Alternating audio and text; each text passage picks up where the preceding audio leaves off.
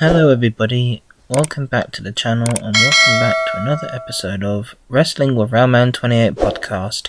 Ring the bell please. Thank you. Now, EWE Retribution. What a night it was on the 29th of December, just before the new year. And let's just say I've had a special night too, at the Bedford in Balham. And I enjoyed it very much. The event went smoothly. It was packed and obviously overcrowded nearly. Everyone turned out in force to see matches, matches that they wanted to see. And also they had a price drop. Fantastic. Well, I paid £15, which is what I prefer paying actually. You could pay online, but I prefer on the door, really. That's my preferred method. It gives them cash, literally, keeps the money coming in for them. And I actually done a little contribution when I was there as well to show my appreciation for EWE. And I'll get to that in a minute. You'll love this anyway. So, first match of the evening kicked off with Theodore Powers versus Jimmy Swift versus Violet Knight. The match went brilliantly. Well, let's start with the entrance themes first. Jimmy Swift came out first, and I enjoyed it. He's like Spider-Man. In fact, that's his nickname from now on, Spidey. Almost like a Tom Holland Spider-Man a little bit, but much younger. Anyway, next entrance was Theodore Powers. Instead of putting his middle finger in front of my face, he danced in front of me, and I said, "PC Powers?" And that's when his face lit up. He knew exactly what I knew, and he put his two fingers up instead, and ignored me. That actually worked, because I revealed his secret that he was in the Metropolitan Police as a community support officer. But who knows, he might get promoted to being on the Met fully. You never know. He might retire from wrestling and become a policeman instead. But then, who's going to trust the police anyway? But anyway, we trust the police. There are good apples and bad apples in the Metropolitan Police. Well, enough about the police, let's talk about wrestling. But anyway, after Theodore Powers entered the ring, called Jimmy Swift a child, when actually Jimmy Swift is at the legal age to wrestle. So there you go. And Violet Knight came out, lovely as she is, beautiful as she is, dancing around the ring, even though I didn't give us high fives. Well, didn't matter, she had a match to wrestle, so there you go. And we enjoyed it. It was fantastic, the match. But then Theodore Powers, he thought of his ways to make the match a no disqualification match during number one contenders matches. But anyway, it was a number one contenders match for the EWE Light Heavyweight Championship against the Somalian warrior Yaya, my friend. But we'll get to him in a minute. Now, first, the match went completely good so far. Jimmy Swift and Violet Knight worked together like Spider-Man and Black Cat to kick out a villain of the ring. Then they had to go a little cat fight themselves. Obviously, it was like Spider-Man versus the Black Cat. It was like a classic fight. But yeah, I enjoyed that. It was a good match until Theodore Powers cheated his way to the top, and then picked up the win because he targeted Jimmy Swift, and then put his middle finger up at Violet Knight. Victorious. Well done, Theodore, I should say. I have to be fair, he won the match fair and square. He did beat Jimmy Swift, but maybe next time Jimmy will get his rematch with Theodore. I hope so anyway. But after that, we had another match. Well, which match was next? We had, let's think. Who was next after the triple threat match? We had the light heavyweight championship on the line. It was Jimmy Stone versus the Somalian warrior Yaya. And this is when my special moment happened, guys. Yaya invited me into the ring. He introduced me into the ring. I got in for the very first time to get the feel of the ring.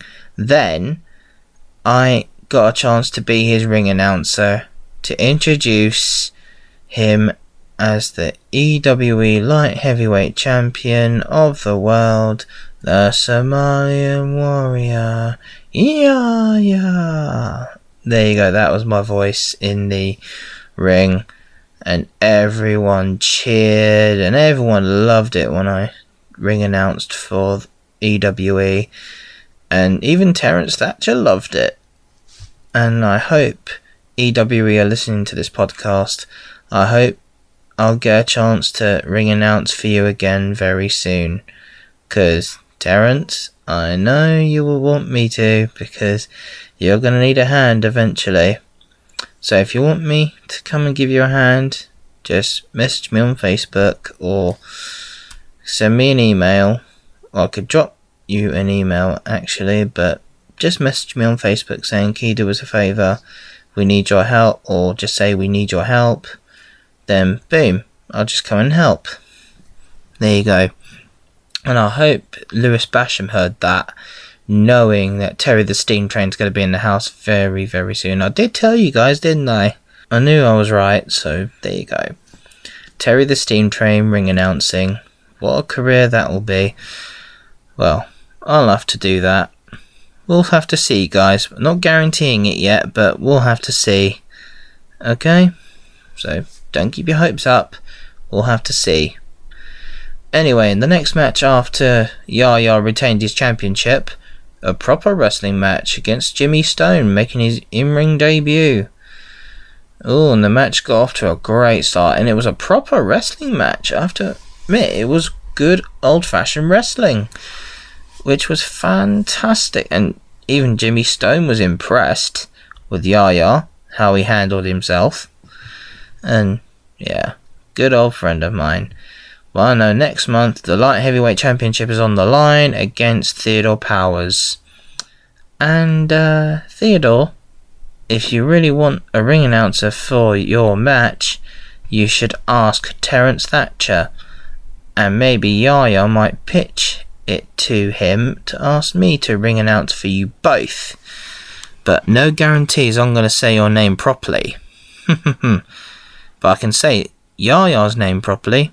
But yours, Theodore, you might be in for a little shock of your lifetime. Just call that karma, And Basham, if you're listening to this as well, I might ring announce for you as well. So, and there's no guarantee I might say your name properly. Because I'm that much of a joker, believe me. I love being a comedian sometimes. It's just that I like winding you up, but then I forget the key. I guess you'll catch that. You'll got that joke. Next up, we had the UK Openweight Championship on the line. It was the Wolf of Ball Street, the Multiverse Champion, the longest reigning defending EWE Light Heavyweight Champion, the Wolf of Ball Street, Alexander Roth. One of the very good legends of EWE. A true legend. And he gets his inspirations from The Rock.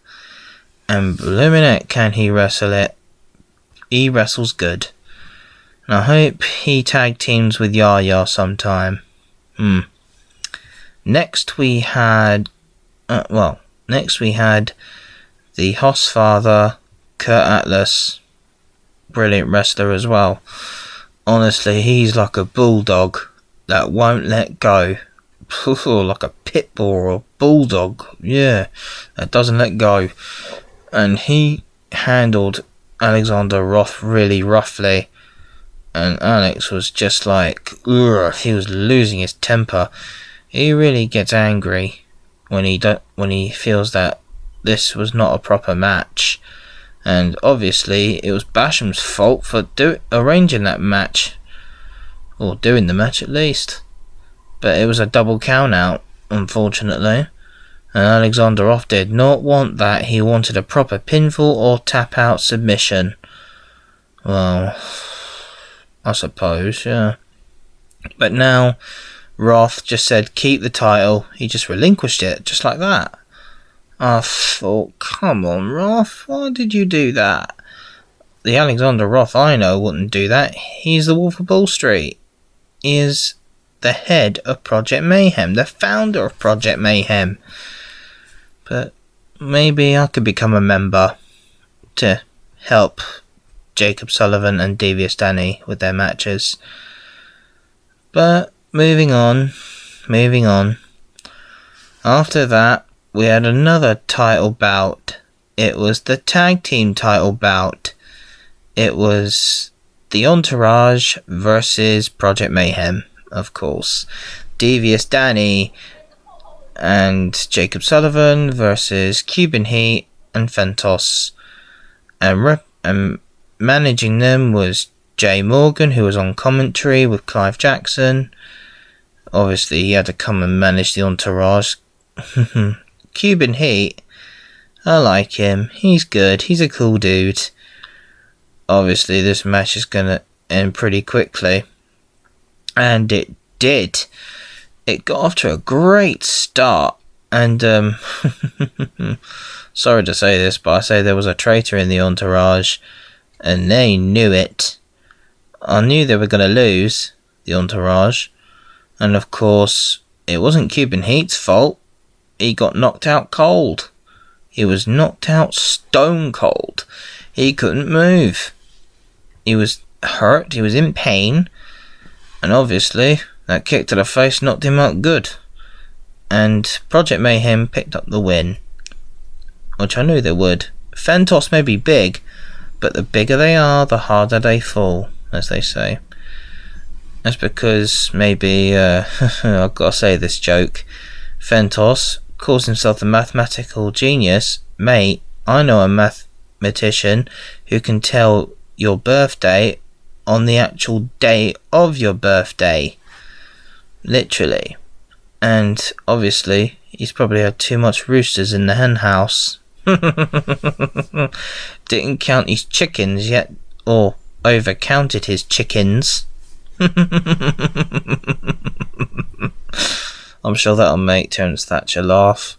Literally, or Charlie Biggs laugh. Probably even make Liam laugh. Literally.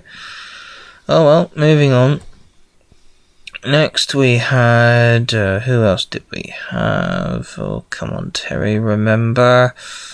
We had the main event, of course. The main event was, of course, Lewis Basham, the EWE heavyweight champion, versus Alexander Moore. Well, I'll get to that in a minute. Oh yeah, I remember now. It was the anti-human Ricardo Borg versus Razor. It was the number one contenders match for the EWE heavyweight championship. That's what it was. For the heavyweight championship title bout. Because now Ricardo's put on a few pounds at least after eating so much brown bread. By being anti-human, being like an army man or something, an army duck soldier possibly. Razor, obviously, came out on top because the match got started pretty well, and Ricardo, good mate of mine he is, I know, and Razor, both good mates of mine. Even Razor and him had fun in the ring. Literally brilliant fun. It was a great match. Brilliant match, to be honest. Power slam after power slam. Even though Ricardo tried to cheat his way out, tried to get a bit of yellow wire, but the ref grabbed it. Says, nope, you're not using that. We'll wrestle properly.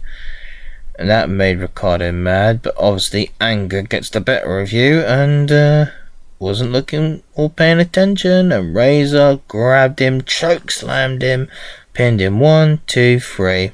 That picked up the win, and that was it.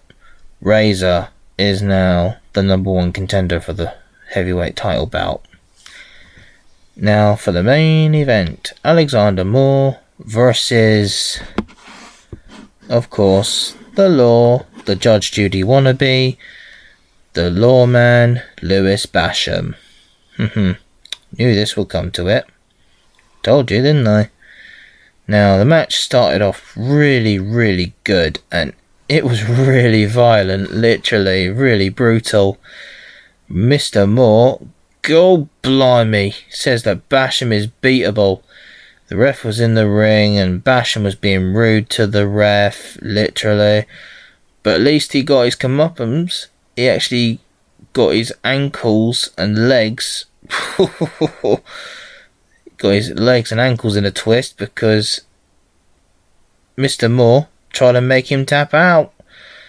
But nothing worked until one point he was outside the ropes and Basham did tap out. He did tap when Mr. Moore was actually holding both of his legs, and Basham was in unbelievable pain. Then he put him in a corner and pulled him against the ring post in between his legs, and low blow. Wow. A big blow to the middle parts, literally. And that literally, that made me laugh. And I said that was for Arcadius. And then Mr. Moore did more than hurt Basham. He brutalised him. Like, slammed his legs against the ring post. Painful. Now, obviously, Basham did that before to a female superstar, and Mr. Moore watched it happen. And he couldn't believe that happened either. That's lesson to be learned. Never pick on women, Basham, because they might grab your legs, pull you against the ring post, and you might feel uncomfortable in the morning. I know Mr. Alexander Moore, William Alexander Moore, would laugh at that one. But anyway, and that was EWE Retribution. Now, go to DesignMyNight.com, guys. On the 26th of January is EWE Battle Royale. And I'm looking forward to that. On the 26th of January. Tickets are on sale right now. Go to DesignMyNight.com and get your tickets now for the Bedford in Balham. And don't forget, the EWE Heavyweight Championship will be on the line against Lewis Basham versus Razor. That'll be a good match. Literally a brilliant match. And after the match ended with Basham eventually picking up the win, trying to outsmart William, then that's when it happened. Razor came out to see if William was okay, give him a fist bump a little bit just to make sure he was okay, all good with William. And then Basham pushed him away, but then Razor grabbed him and chokeslammed him. That proves, and Mr. Moore said, this is what Arcadius couldn't do and what Bullet couldn't do. But obviously he showed the way to beat Basham. You just take him down piece by piece. And the weaker he gets, the more chances he'll lose. Just like Project Mayhem beated Basham. They outnumbered him. And that was it. And that's how Basham will lose. So at Battle Royale, there'll be a Battle Royal for a championship. Probably the UK Openweight Championship. That'll be on the line because obviously Alexander Roth relinquished it. Just took it off and threw it away. But obviously that probably didn't happen, but you never know. But it will be on the line at Battle Royale. All of the main rosters, superstars will be hopping in the ring, eliminating each other. That'll be obviously brutal. obviously Basham will be competing, and obviously he would want that chance to have that title around his waist. But you never know, that could happen. But I'm pretty much doubt Basham will win. They'll all be on Basham eliminating him first. I'll love to see that. Obviously that match will kick off first, and then the main event will be Razor versus Basham. Oh, I don't know what's going to happen there, but I hope I get to ring announce for that night as well. Terence, Charlie, let me do that. Let me open the show for that night. I would definitely love to open Battle Royale, and I'll even make it very special for everyone that night. I'll have to make it special for everyone. And it's, well, my birthday on the 4th of January. And my birthday, well, I'm not going to say me wish now, otherwise it won't come true. But I always wanted to host an event. I hosted so many Generate Voices events, well, possibly I did, and they were pretty good ones. Some of them were. And I'd love to host that one. Host Battle Royale. That would be a fantastic event to host. And Wrestling with Railman28 will be happy to host that event. Fantastic event I would love to host. So, thanks for tuning in, guys, to Wrestling with Railman28. Ring the bell, please. Now, of course, 4th of January is going to be my birthday. Well, you know what? I'm going to celebrate my birth month throughout the month. Celebrate the year of railways. It'll be Railway 200 on New Year's Eve, tomorrow evening, when all steam engines will blast their whistles. Except Clanline, of course, who is on maintenance at the moment. But I'm sure she'll do a special whistle off at Victoria when she gets there to haul the Pullmans on in February. But who knows? We'll have to wait and see. But I hope Clanline does come back to my channel, because I really wanted to come back to my channel for Mighty Whistles, and I hope to go out with her on a trip sometime. I really want to. But who knows? Thanks for tuning in, guys. But what I really want for my birthday is birthday messages from maybe a WWE superstar like Cody Rhodes or Becky Lynch, or maybe the Street Profits, The Rock, because I'm a big fan of The Rock, or Hulk Hogan, Stone Cold Steve Austin, and Charlotte Flair, or Bianca Belair, or any WWE superstar that comes to mind. But I like Mia Yim, Mitchin. I'll love her to wish me happy birthday. Mostly anyone in WWE, maybe Triple H. Maybe. I don't know, anyone will do. But I would like maybe Zack Zodiac to wish me happy birthday again, like he has done on Instagram before. Sammy J. Bird and Saraya, Thea Trinidad, Natalia Neidhart. I would love that, to have birthday wishes from mostly WWE superstars and wrestlers. That would be fantastic. Or maybe a big celebrity, a big time celebrity will be fantastic. Anyway, thanks, guys. So the next YouTube video, as you all heard, Airwolf was out. Good story, that. It's based on a Christmas one that was supposed to bring out Christmas Day, but I turned it into a festive two-part series, where this first part, as you all know, Hawk was surrounded by helicopters but escaped. It was a mole in the firm that did that, and possibly might have ordered it, or forcing someone to order it, as you heard in the story. And the next one, as you guess, an old-time villain is coming back. Malduk, Dick Van Dyke's character. he's coming back with vengeance on Hawk. And of course, here's a little hint, Red Wolf is coming back as well, so that'll be an ultimate showdown. Wouldn't you guys agree? Anyway, I'd like to give big shout outs to Midnight Raven. Please go and support Midnight Raven, and I'd like to thank Eastern for following my channel, and of course Midnight Raven. Raven, I hope you're okay. You're not alone. You got me, you got everyone else who follows you on YouTube, and I can't apply for the YouTube members right now. I'll be silly. Or not silly, I just can't handle money at the moment, that's all.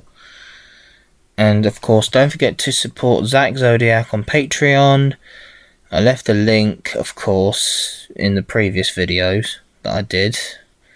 Zach Zodiac, Soraya, they're both on Patreon. Go support them, guys. Be much appreciated if you did. Hopefully Tony Storm's on Patreon as well. That'll be nice, Tony Storm. And also support Ian Lee and the Rabbit Hole on Patreon. Thanks again, guys. Have a safe New Year and Happy New Year, guys. Stay tuned for the Airwolf New Year's Eve special, and plus on Train Sim there'll be the very last New Year's train of 2024. See you guys then. Bye for now.